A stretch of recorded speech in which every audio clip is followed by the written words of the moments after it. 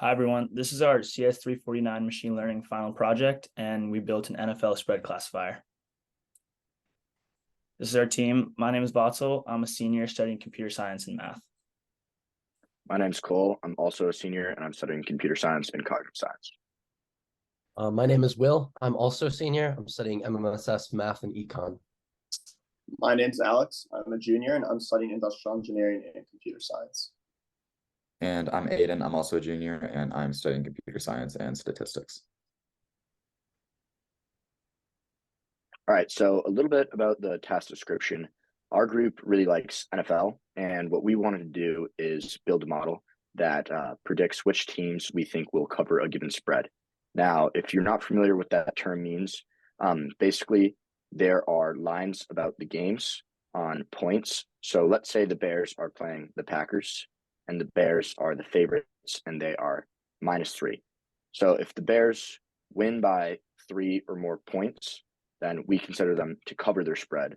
Or if they win by 2 or less, including losing the game, then they are no longer covering the spread. So what we wanted to do is build a model that will, given team statistics, predict which team is going to cover.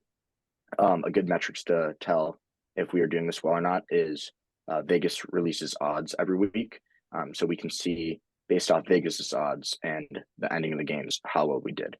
What we did is we trained on essentially week 1 through 9 data, and then for a week 10 Super Bowl, we are predicting each game on that week.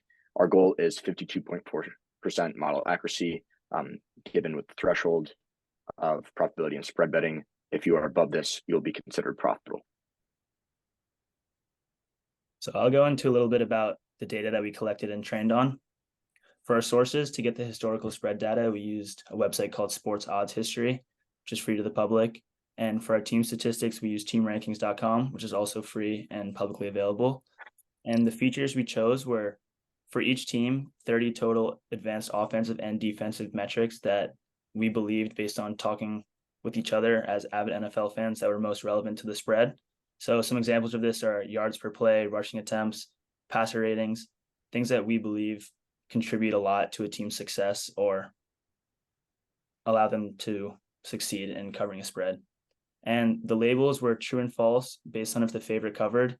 And within our data set, we try to achieve 50-50 on this, because in reality, spreads are 50-50. And to kind of eliminate any bias, we wanted our data set to show that accurately. And in total, since we were only doing weeks 1 through 9 and for training, we have 2,517 rows dating back to 2002. Just because the game has evolved so much. So we thought any earlier than that wouldn't really be very indicative of the current game and today.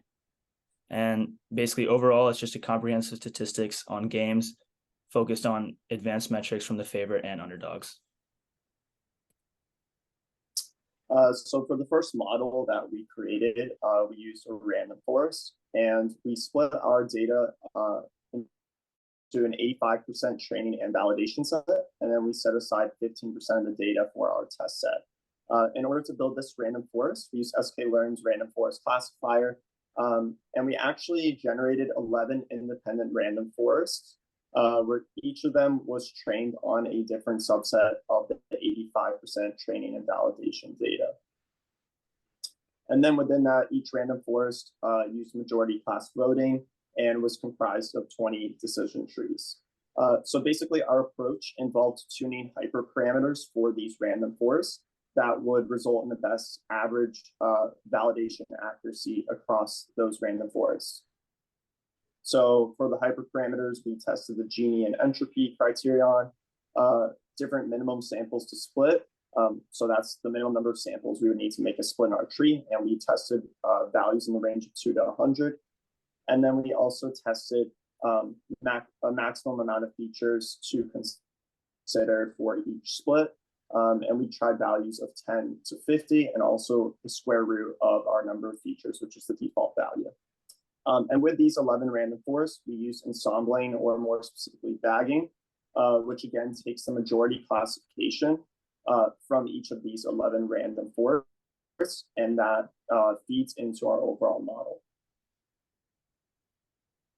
So moving on to the next slide, we have a diagram that demonstrates what our model looks like. So at the very top level, we have our model.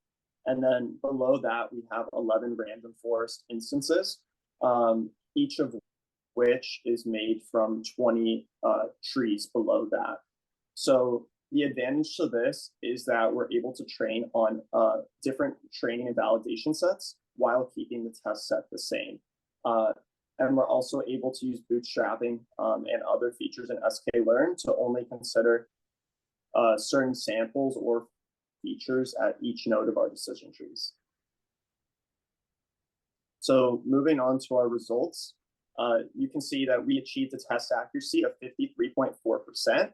And this was tested by training 5 different train and validation versus test splits.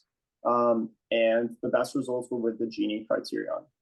But we wanted to improve our results even further, so we thought of only betting on games that we were most confident on. So as you can see in this chart, if we bet on all games based on the majority class, we have a test accuracy of 53.4%.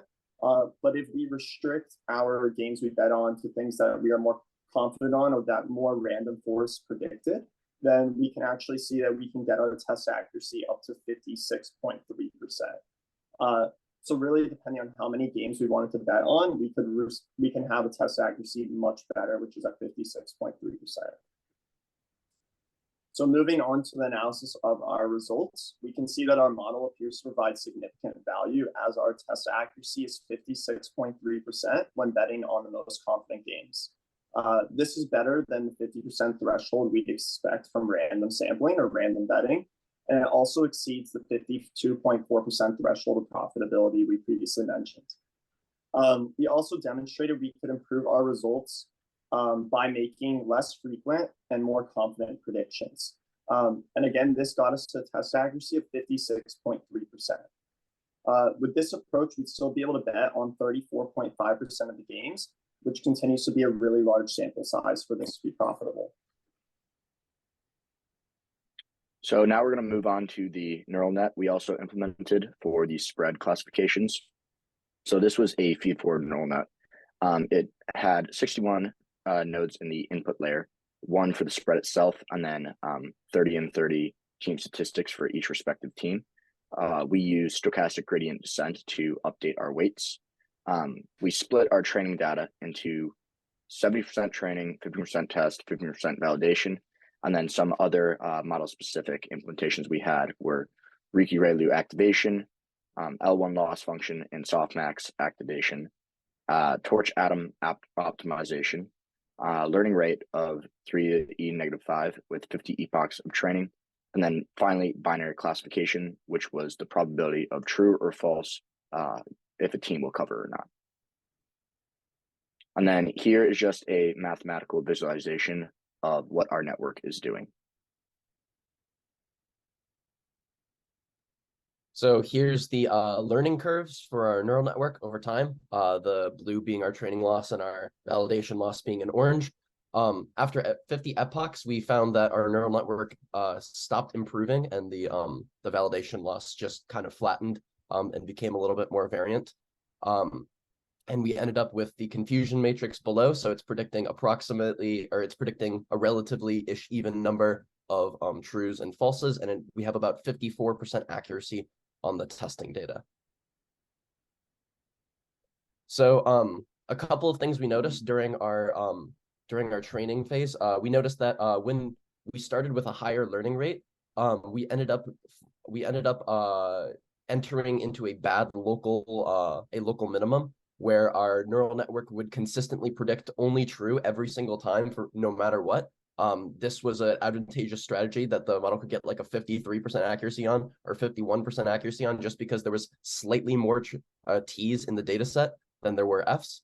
But lowering the learning rate and doing more epochs gave us a relatively even split between the T's and F's that we saw in the confusion matrix on the last slide, and also gave us a better than 50% accuracy. And we tried shuffling the training, validation, and testing data set a bunch of times, and we ended up with 53 to 55% accuracy on all of those, which exceeds the profitability threshold of 52.4%, which we mentioned before.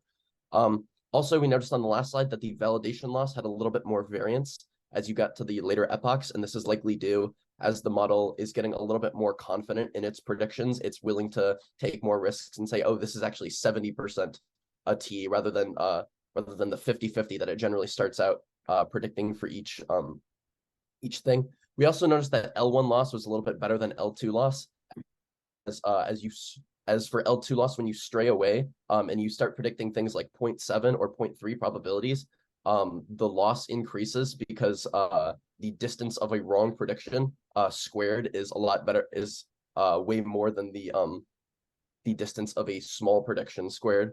And we believe also that the 54% accuracy is enough to turn a consistent profit, and we could definitely improve this accuracy by only betting on the games that our model is more confident on.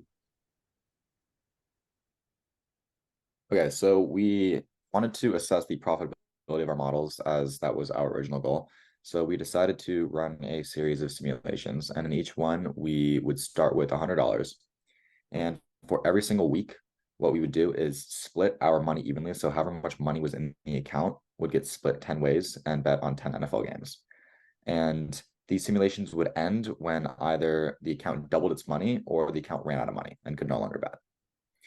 So in the simulation, we assume that the sports books, for example, DraftKings, would take a 5% fee, as these sports books have to turn a profit, so they take a payout.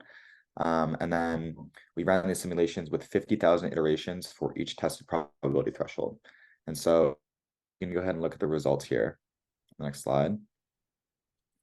We see that the random forest had about a 56% probability of winning a bet, which led to a pretty high chance of doubling money before losing it. And the neural network was a little bit lower, sitting at 54%, and between 50 and 75% chance of doubling your money.